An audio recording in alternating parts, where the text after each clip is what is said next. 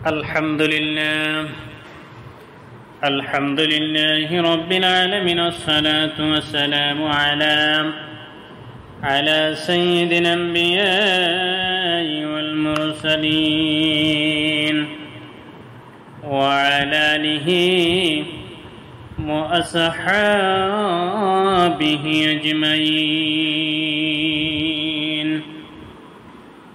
বন্ধুরা আমার, ভাইরা আমার, আমরা ধারাবাহিকভাবে আলোচনা করতেছিলাম বিশ্বনবী জনাব মুহাম্মদ রাসূলুল্লাহ সাল্লাল্লাহু আলাইহি ওয়াসাল্লামের সংস্পর্শে এসে যেই সমস্ত অন্ধকার জগতের মানুষগুলো স্বর্ণ মানুষে পরিণত হয়েছে তথা সাহাবায়ে কেরামের জীবনী সম্পর্কে আজ আমরা আলোচনা করব। আল্লাহর নবীর সাহাবী হযরত আবুল আস ইবনে রাবি রাদিয়াল্লাহু তাআলা আনহুর জীবনী সম্পর্কে কেমন ছিলেন তিনি। আবুল আসের প্রকৃত নামের ব্যাপারে ইতিহাসে বিস্তর মতভেদ দেখা যায়। যেমন লাকিত, হিশাম, মিহশাম, ইয়াসিম ইত্যাদি নামে তিনি পরিচিত। তবে তার কুনিয়াত বা ডাক নাম আবুল আস। এ নামে তিনি ইতিহাস খ্যাত। তার পিতা রাবি ইবনে আব্দুল উজ্জা মাতা হযরত খাদিজা রাদিয়াল্লাহু তাআলা আনহার সহোদরা হালা বিনতে খুয়াইলিদ। তিনি কুরাইশ গোত্রের শাম শাখার সন্তান হওয়ার কারণে তাকে সংক্ষেপে আবশামি বলা হয়। খালা হযরত খাদিজা কুবরা রাদিয়াল্লাহু তাআলা আনহা ও খালু রাসূল পাক সাল্লাল্লাহু আলাইহি ওয়াসাল্লামের বাড়িতে আবুল আসের আবাদ যাতায়াত ছিল। তিনি ছিলেন খালার অতি স্নেহের পাত্র। আবুল আস ধীরে ধীরে জীবনে পদার্পণ করেন। তার আকর্ষণীয় চেহারা সকলের মন কেড়ে নেয়। বংশ গৌরব এবং আরবীয় বীরত্ব, পরাক্রম, মর্যাদা বলে ইত্যাদি গুণের জন্য তৎকালীন মক্কার যুবকদের মধ্যে তিনি এক বিশেষ স্থানের অধিকারী ছিলেন। তদুপরি কুরাইশদের যে বিশেষ গুণের কথা কোরআনে ঘোষিত হয়েছে, রিহলাতাশ শিতাই ওয়াস সাইফ, শীতকালে ইয়ামানের দিকে এবং গ্রীষ্মকালে শামের দিকে তারা বাণিজ্য কাফেলা চলাচল করেন। আবুল আসের মধ্যে এই গুণটি পুরোপুরি বিকাশ ঘটে। মক্কা ও শামের মধ্যে সব সময় তার বাণিজ্য কাফেলা যাতায়াত করেন। সেই কাফেলায় থাকে কমপক্ষে 100 উট সহ 200 লোক। তার ব্যবসায়িক বুদ্ধি, সততা ও আমানতদারির জন্য মানুষের কাছে নিজের পণ্য সম্ভার নিশ্চিন্তে সমর্পণ করে। ইবনে ইসহাক বলেন, অর্থ সম্পদ আমানতদারি ও ব্যবসায়ী হিসাবে তিনি তখন মক্কার গণ্যমান্য মুসলিম লোকদের অন্যতম। সময় আপন গতিতে চলল। এদিকে মুহাম্মদ রাসূলুল্লাহ সাল্লাল্লাহু আলাইহি ওয়াসাল্লামের বড় মেয়ে যায়েনব বেড়ে ওঠেন। মক্কার সম্ভ্রান্ত যুবকরা তাকে জীবন সঙ্গিনী হিসেবে পাওয়ার জন্য বেকুল হয়ে ওঠে। আর বেকুল হবে না কেন? যায়েনব হলেন মক্কার কুরাইশ গোত্রের সর্বোত্তম শাখার কন্যা। পিতা মাতার দিক দিয়ে যেমন সর্বাধিক সম্মানিত, তেমনি চরিত্র, আদব, আখলাকের দিক দিয়েও সবচেয়ে বেশি পুত পবিত্র। এমন পাত্রে আশা করলি কি সবার ভাগ্যে জোটে। অবশেষে মক্কার যুবক তার খালাতো ভাই আবুল আস ইবনে রাবি এ গৌরব লাভে ধন্য হন। আবুল আসের সাথে যায়েনব রাদিয়াল্লাহু তাআলা আনহু বিয়ের কয়েক বছরের মধ্যে মুহাম্মদ রাসূলুল্লাহ সাল্লাল্লাহু আলাইহি ওয়াসাল্লাম নবুয়ত লাভ করেন। সত্য দ্বীন ও হিদায়াত সহকারে তিনি পূরিত হন। নিজের নিকট আত্মীয়ের নিকট দ্বীনের দাওয়াত পৌঁছানোর নির্দেশ লাভ করেন হযরত খাদিজা রাদিয়াল্লাহু তাআলা আনহা তার কন্যারা যথা জয়নব, রুকাইয়া, উম্মে কুলসুম ও ফাতিমা রাদিয়াল্লাহু তাআলা আনহু, ফাতিমা রাদিয়াল্লাহু তাআলা আনহুর উপর ঈমান আনেন, রাসূল পাক সাল্লাল্লাহু আলাইহি সাল্লামের উপর ঈমান আনেন। অবশ্য ফাতেমা তখন খুব ছোট। রাসূলুল্লাহ সাল্লাল্লাহু আলাইহি সাল্লামের জামাই আবুল আস স্ত্রী জয়নবকে অত্যন্ত ভালোবাসতেন এবং সম্মান করতেন, কিন্তু তিনি পূর্বপুরুষের ধর্ম ত্যাগ করে প্রিয়তম স্ত্রীর নতুন দিন কবুল করতে রাজি হলেন না। এই অবস্থা চলতে লাগলো। এদিকে রাসূল পাক সাল্লাল্লাহু আলাইহি সাল্লাম ও কুরাইশদের মধ্যে মারাত্মক দ্বন্দ্ব শুরু হয়ে গেল। কুরাইশরা নিজেদের মধ্যে বলাবলি করল, তোমাদের সর্বনাশ হোক, তোমরা মুহাম্মাদের বিয়ে করে তার দুশ্চিন্তা নিজের ঘরে তুলে নিয়েছো। তোমরা যদি এ সকল মেয়েকে তার কাছে ফেরত পাঠাতে, সে তোমাদের ছেড়ে তাদের নিয়ে ব্যস্ত থাকত। তাদের অনেকে কথা সমর্থন করে বলল, এ তো অতি চমৎকার যুক্তি। তারা সবাই আবুল আসের কাছে যে বলল, আবুল আস, তুমি যে কুরাইশ সুন্দরীকে চাও, আমরা তাকে তোমার সাথে বিয়ে দেব। আবুল আস বললেন, আল্লাহর কসম, না, তা হয় না। আমার স্ত্রীকে আমি ত্যাগ করতে পারি না। তার পরিবর্তে সকল নারী আমাকে দিলেও আমার তা পছন্দ নয়। রাসূল পাক সাল্লাল্লাহু আলাইহি ওয়াসাল্লাম অন্য দুই মেয়ে রুকাইয়া, উম্মে কুলসুমকে তাদের স্বামী গৃহ থেকে বিদায় দিয়ে পিতার কাছে পাঠিয়ে দিল। কন্যাদের স্বামী পরিত্যক্ত হয়ে ফিরে আসায় হযরত রাসূল করিম সাল্লাল্লাহু আলাইহি ওয়াসাল্লাম খুব খুশি হলেন। তিনি মনে মনে কামনা করলেন, অন্য দু জামাই মতো আবুল আস যদি জয়নবকে বিদায় দিত। যেহেতু আবুল আসের হাত থেকে জয়নবকে ছাড়িয়ে নেওয়ার ক্ষমতা রাসূল পাক সাল্লাল্লাহু আলাইহি ওয়াসাল্লামের ছিল না, এবং মুশরিকদের সাথে মুমিন নারীর বিয়ে তখন হারাম ঘোষিত হয়নি। এই কারণে তিনি চুপ থাকলেন। সময় দ্রুত বয়ে চলল। হযরত রাসূল পাক সাল্লাল্লাহু আলাইহি ওয়াসাল্লাম মদিনায় হিজরত করলেন।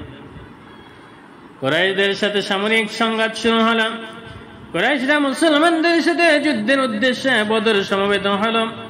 নিতান্ত অনিচ্ছা সত্ত্বেও আবুল আস কুরাইশদের সাথে বদরে গেলেন, কারণ কুরাইশদের মধ্যে তার যে স্থান তাতে না যে উপায় ছিল না। বদরে কুরাইশরা শোচনীয় পরাজয় বরণ করে। তাদের বেশ কিছু নেতা নিহত হয় এবং বহু সংখ্যক যোদ্ধা বন্দী হয়ে যায়। আর অবশিষ্টরা পালিয়ে প্রাণ বাঁচায়। ভাগ্যের কি নির্মম পরিহাস! এই বন্দীদের মধ্যে রাসূল পাক সাল্লাল্লাহু আলাইহি ওয়াসাল্লামের জামাই আবুল আস ছিলেন।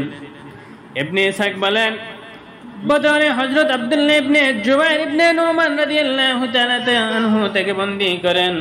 তবে ওয়াকিদের মধ্যে হযরত হিরাস ইবনে শাম্মা রাদিয়াল্লাহু হাতে তিনি বন্দী হন।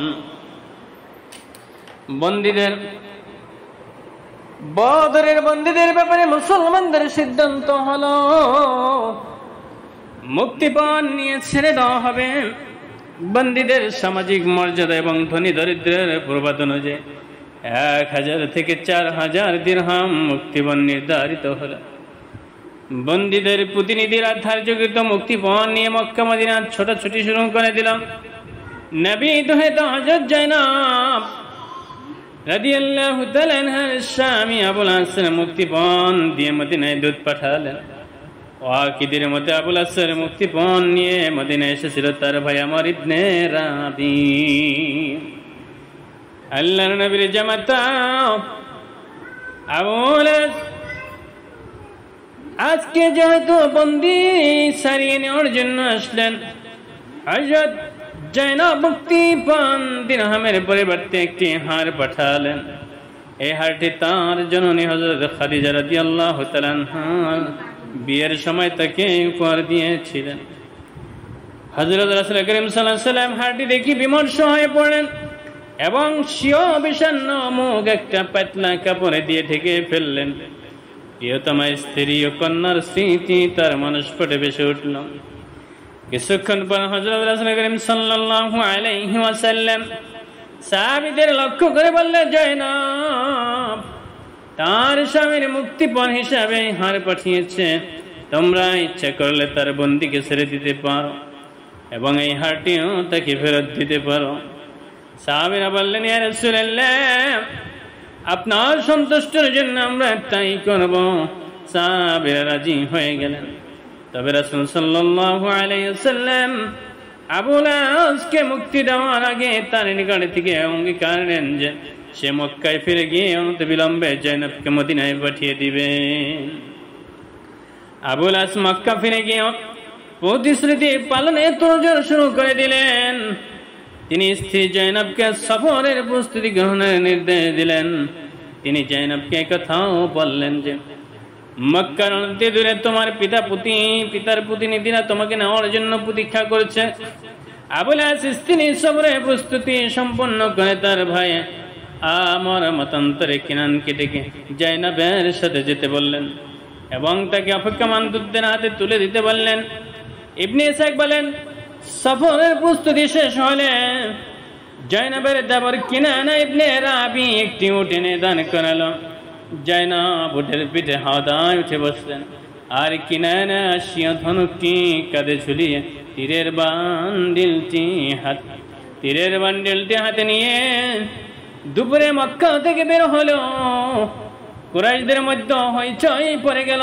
তারা ধাওয়া করে একটু দূরে জিতুয়া উপত্যকায় তাদের দুজনকে ধরে ফেলল। আলোচ্য ঘটনা সম্পর্কে সিরাত গ্রন্থ সময় নানা রকম বর্ণনা পাওয়া যায়। কয়েকটি এখানে উল্লেখ করা হলো। কিনানা ইবনে রাবি কুরাইশদের আচরণে ক্ষিপ্ত হয়ে কাদের ধনুকটি নামিয়ে হাতে নিয়ে তীরের বান্ডিলটির সামনে ছড়িয়ে দিয়ে বলল, তোমাদের কেউ জয়নবের নিকটবর্তী হওয়ার চেষ্টা করলে তার বক্ষ হবে আমার তীরের লক্ষ্যস্থল। কিনানা ছিল একজন দক্ষ তীরন্দাজ। তার নিক্ষিপ্ত কোন তীর সচরাচর লক্ষ্যভ্রষ্ট হতো না। কিনানের কথা শুনে আবু সুফিয়ান ইবনে হারব তার দিকে এগিয়ে গিয়ে বলল, ভাতিজা, তুমি যে তীরটি আমাদের দিকে তাক করে রেখেছ তা একটু ফিরাও, আমরা তোমার সাথে কিছু কথা বলতে চাই। আবু সুফিয়ান বলল, তোমার কাজটি ঠিক হয়নি। তুমি প্রকাশ্য মানুষের সামনে দিয়ে জয়নবকে নিয়ে বের হয়েছ আর আমরা বসে বসে তা দেখছি। সমগ্র আরবের অধিবাসী জানে বদর আমাদের কি দুর্দশা করেছে এবং জয়নবের বাপ আমাদের কি সর্বনাশটাই না করেছে। তুমি যদি এভাবে প্রকাশ্য তার মেয়েকে আমাদের নাকের উপরে দিয়ে নিয়ে যাও তাহলে সবাই আমাদের কাপুরুষ ভাববে এবং কাজটি সবাই আমাদের জন্য অপমান বলে বিবেচনা করবে। তুমি জয়নবকে ফিরিয়ে নিয়ে যাও। কিছু দূর না কিছুদিন সে তার স্বামীর ঘরে থাকো। এদিকে যখন লোকেরা বলাবলি করতে শুরু করবে যে তোমরা জয়নবকে মক্কা ছেড়ে যেতে বাধা দিয়েছি, তখন তুমি তাকে গোপনে তার বাপের কাছে পৌঁছে দিও। কথায় কিনানা আমার রাজি হয়ে গেল। জয়নব মক্কায় ফিরে এলো। কিছুদিন পর রাতের অন্ধকারে সে আবার জয়নবকে নিয়ে মক্কা থেকে বের হলো এবং ভাইয়ের নির্দেশ মতে তাকে তার পিতার প্রতিনিধিদের হাতে নির্দিষ্ট স্থানে সমর্পণ করল। তাবরানী উরওয়া ইবনে জুবাইর হতে বর্ণনা করেছেন, এক ব্যক্তি জয়নব বিনতে রাসূল পাক সাল্লাল্লাহু আলাইহি ওয়াসাল্লামকে সাথে নিয়ে বের হলো। কুরাইশদের দু ব্যক্তি পিছু ধাওয়া করে তাদের ধরে ফেলল। তারা জয়নবের সঙ্গে লোকটিকে কাবু করে তাদের উঠের পিঠে থেকে ফেলে দেন। জয়নব একটি পাথরের উপরে ছিটকে পড়েন। তার শরীর কেটে গিয়ে রক্ত বের হয়। এই অবস্থায় তারা জয়নবকে আবু সুফিয়ানের নিকট নিয়ে যায়। আবু সুফিয়ান তাকে বনি হাশিমের মেয়েদের কাছে সুপর্দ করে। পরে তিনি মদিনায় হিজরত করে উটের পিঠ থেকে ফেলে দেওয়ায় জয়নব যে ব্যথা পান তিনি সে ব্যথা অনুভব করতেন এবং সেই ব্যথায় শেষ পর্যন্ত মৃত্যুবরণ করেন। এই জন্য লোকে তাকে শহীদ মনে করত। হযরত আয়েশা রাদিয়াল্লাহু তাআলা আনহা বলেন, রাসূল পাক সাল্লাল্লাহু আলাইহি ওয়াসাল্লামের কন্যা জয়নব কিনানার সাথে মক্কা থেকে মদিনার উদ্দেশ্যে বের হয়। মক্কাবাসীরা তাদের পিছু ধাওয়া করলো। হাব্বার ইবনে আসওয়াদ সর্বপ্রথম জাইনবকে ধরে ফেলল। সে জাইনবের তীর বিদ্ধ করল। জাইনব পরে গিয়ে আঘাত পেল। সে ছিল সন্তান সম্ভবা। এই আঘাতে তার গর্ভের সন্তানটি নষ্ট হয়ে যায়। অতঃপর বনু হাশিম ও বনু উমাইয়া জাইনবকে নিয়ে বিবাদ শুরু করে দিল। অবশেষে সে হিন্দা বিনতে উতবার নিকট অবস্থান করতে লাগলো। হিন্দা প্রায় তাকে বলতো, তোমার এই বিপদ তোমার পিতার জন্য হয়েছে। এদিকে রাসূল পাক সাল্লাল্লাহু আলাইহি ওয়াসাল্লাম জাইনব ইবনে হারিসাকে বললেন, তুমি কি জাইনবকে আনতে পারবে? জায়েদ রাজি হলো। হযরত রাসূল পাক সাল্লাল্লাহু আলাইহি ওয়াসাল্লাম জায়েদকে একটি আংটি দিয়ে বললেন, এটা নিয়ে যাও, এটা জাইনবের কাছে পৌঁছাবেন।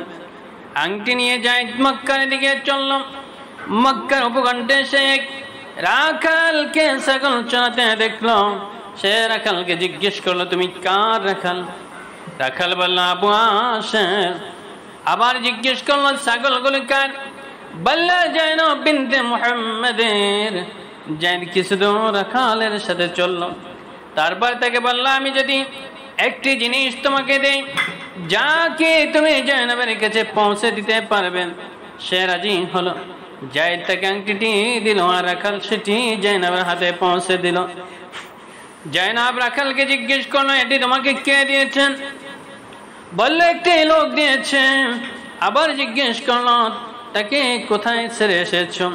বলল, অমুক স্থানে। জাইনব চুপ থাকলো। রাতে আধারে জাইনব চুপে চুপে সেখানে গেল। জায়েদ তাকে বলল, তুমি আমার উঠের পিঠে উঠে আমার সামনে বসো। জাইনব অস্বীকৃতি জানিয়ে বলল, না, আপনি আমার সামনে বসুন। এভাবে জাইনব জায়েদের পিছনে বসে মদিনায় পৌঁছলেন। হযরত রাসূল করিম সাল্লাল্লাহু আলাইহি ওয়াসাল্লাম বলতেন, আমার সর্বোত্তম মেয়েটি আমার জন্য কষ্ট ভোগ করেছে। স্ত্রী জাইনব থেকে বিচ্ছেদের পর আবুল আস কয়েক বছর মক্কায় কাটালেন। রাসূল পাক সাল্লাল্লাহু আলাইহি ওয়াসাল্লাম মক্কা বিজয়ের অল্প কিছুদিন আগে একটা বাণিজ্য কাফেলা নিয়ে তিনি সিরিয়ায় গেলেন। বাণিজ্য শেষ করে মক্কায় ফিরেছেন। 100 উট ও প্রায় 170 জন লোকের কাফেলা।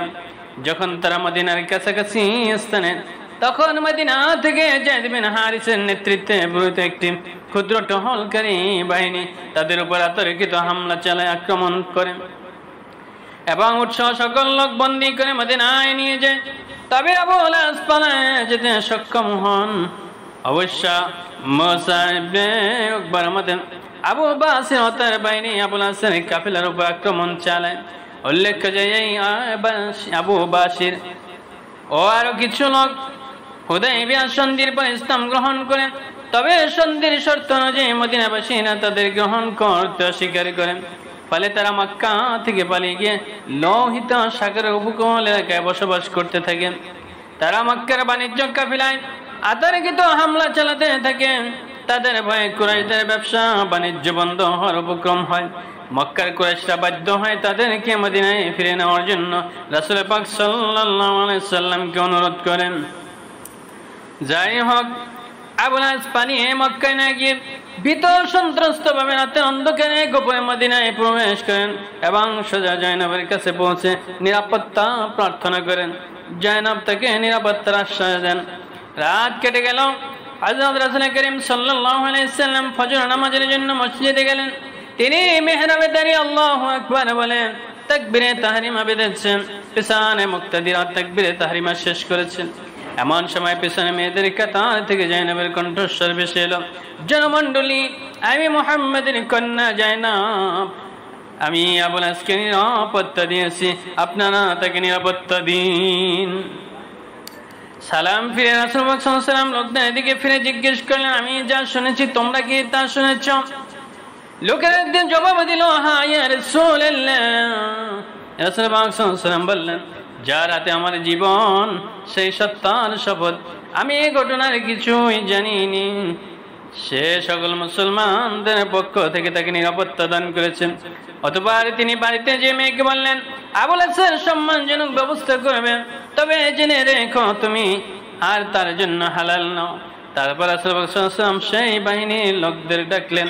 যারা আবু লাসের কাফেলার উট লোকদের বন্দী করে নিয়ে এসেছিল, তিনি তাদের বললেন, আমাদের মধ্যে এই লোকটি আবু লাস মর্যাদা সম্পর্কে তোমরা জ্ঞাত আছো, তোমরা তার বাণিজ্য সম্ভার কিনে নিয়ে এসেছ, তোমরা তার প্রতি সদয় তার মালামাল ফেরত আমি খুশি হব। আমরা তোমরা রাজি না হলে আমার কোনো আপত্তি নেই, আল্লাহর অনুগ্রহ হিসাবে তোমরা সেই মাল ভোগ করতে পারো, তোমরা সেই মালের অধিক হকদার। তারা সকলে বলল, শোনা আবু লাস, কুরাইশদের মধ্যে তুমি একজন মর্যাদাবান ব্যক্তি, রাসূলুল্লাহ সাল্লাল্লাহু আলাইহি ওয়াসাল্লাম চাচাতো ভাই এবং তার জামাই, তুমি এক কাজ করো, ইসলাম গ্রহণ করে মক্কাবাসীদের এই মালামাল সহ মদিনায় থেকে যাও, বেশ আরামে থাকবেন। আবু লাস বললেন, তোমরা যা বলেছো তা খুবই খারাপ কথা, আমি কি আবার নতুন দিনের জীবন শুরু করবো সততার মাধ্যমে? আবু লাস তার কাফিলা সারিয়ে নিয়ে মক্কায় পৌঁছালেন। মক্কায় যার যার মাল তাকে বুঝিয়ে দিয়ে তিনি বললেন, হে কুরাইশ গোত্রের লোকেরা, আমার কাছে তোমার আর কোনো কিছু পাওনা আছে কি? তারা বলল, না, আল্লাহ তোমাকে উত্তম পুরস্কার দান করুন, আমরা তোমাকে চমৎকার প্রতিশ্রুতির পালনকারী রূপে পেয়েছি। আবু লাস বলল, আমি তোমাদের হক পরিপূর্ণভাবে আদায় করেছি, এখন আমি ঘোষণা করেছি, আশহাদু আল্লা ইলাহা ইল্লাল্লাহু ওয়া আশহাদু আন্না মুহাম্মাদার রাসূলুল্লাহ, আমি সাক্ষ্য দিচ্ছি আল্লাহ ছাড়া কোনো মালিক নাই, নিশ্চয় মুহাম্মাদুর রাসূলুল্লাহ সাল্লাল্লাহু আলাইহি ওয়াসাল্লাম আল্লাহর রাসূল। মদিনায় অবস্থানে কালে আমি এই ঘোষণা দিতে পারতাম, কিন্তু তা দেয়নি, এই জন্য যে তোমরা ধারণা করতে আমি তোমাদের মাল ফেরত আত্মসাৎ করার উদ্দেশ্যে এমনটি করেছি। আল্লাহ যখন তোমাদের যার যার মাল ফেরত দেওয়ার তৌফিক আমাকে দিয়েছেন এবং আমি আমার দায়িত্ব থেকে মুক্তি পেয়েছি, তখন আমি ইসলামের ঘোষণা দিচ্ছি। অতঃপর হযরত আবু লাস মক্কা থেকে বের হয়ে মদিনায় রাসূলুল্লাহ সাল্লাল্লাহু আলাইহি ওয়াসাল্লামের খিদমতে হাজির হন। হযরত রাসূলুল্লাহ সাল্লাল্লাহু আলাইহি ওয়াসাল্লাম সম্মানের সাথে তাকে গ্রহণ করেন এবং তার স্ত্রী জাইনাবকে তার হাতে সুপর্দ করেন। হযরত রাসূল করিম সাল্লাল্লাহু আলাইহি ওয়াসাল্লাম তার সম্পর্কে প্রায় বলতেন, সে আমাকে যা বলেছে সত্য বলেছে, আমার ওয়াদা করেছে এবং তা পালন করেছে। হযরত আবু লাস ইসলাম গ্রহণের পর রাসূলুল্লাহ সাল্লাল্লাহু আলাইহি ওয়াসাল্লামের সাথে কোনো যোগদানের সুযোগ পাননি। হযরত আবু বকরের খেলাফতকালে হিজরি 12 সনে জিলহজ মাসে তিনি ইন্তেকাল করেন। তবে ইবনে মুন্দাহর মতে তিনি ইয়ামামার যুদ্ধে শাহাদাত বরণ করেন। হযরত জায়নাব ও আবু লাসের মেয়ে উমামাকে রাসূলুল্লাহ সাল্লাল্লাহু আলাইহি ওয়াসাল্লাম খুব স্নেহ করতেন, নামাজের মধ্য থেকে কাঁধে উঠিয়ে নিতেন বলে বর্ণিত আছে।